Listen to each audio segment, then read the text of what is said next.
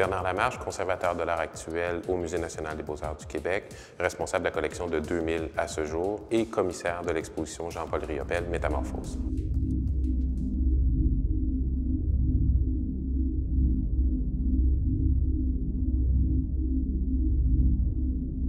Riopel est un artiste assez précoce. Il est né en 1923. Dès 1936, à l'école Saint-Louis de Gonzague, il prend des cours de peinture avec Henri Bisson.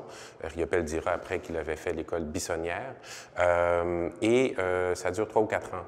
Ensuite, l'école polytechnique, c'est un autre dossier, mais à partir de 1943 jusqu'en 1946, c'est l'école du meuble. Il rencontre Bordua, c'est le début de l'aventure automatiste. Par contre, on sait aussi que 1944-1945, lors des 2 étés passés à Saint-Fabien au Bas-Saint-Laurent, Riopel découvre graduellement le langage de la peinture moderne. Il est un peu réfractaire au début, donc il découvre la modernité, il découvre l'abstraction et graduellement la machine est lancée.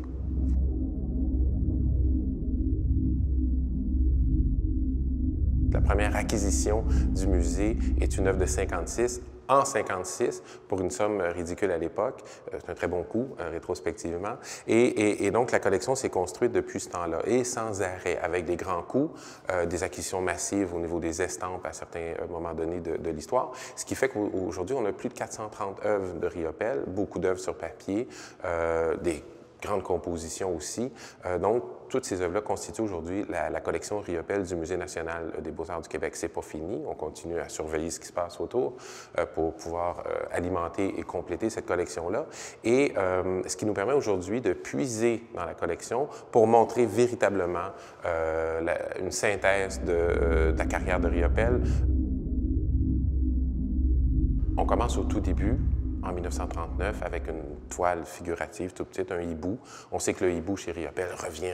Il disait même à la blague qu'il en avait peint, dessiné, sculpté plus de 2000. Donc, on commence avec le motif du hibou et ensuite, c'est toute l'histoire de Riopel, les débuts de l'abstraction, en fait, la distance qu'il prend par rapport à la figuration d'abord. Ensuite, vraiment la découverte de l'abstraction avec l'automatisme, donc la libération du geste, par un petit carnet de dessins, il y en a une quinzaine, en fait des dessins colorés, où on sent qu'il découvre une nouvelle gestuelle, et ensuite, c'est la grande aventure jusqu'aux mosaïques qu'on connaît tous, donc réalisées à la spatule avec des couleurs vives, et ensuite, l'aventure de Riopel se poursuit. Au-delà des mosaïques, c'est que les mosaïques, on se rend compte que finalement, c'était une époque fantastique, mais c'est 3 années.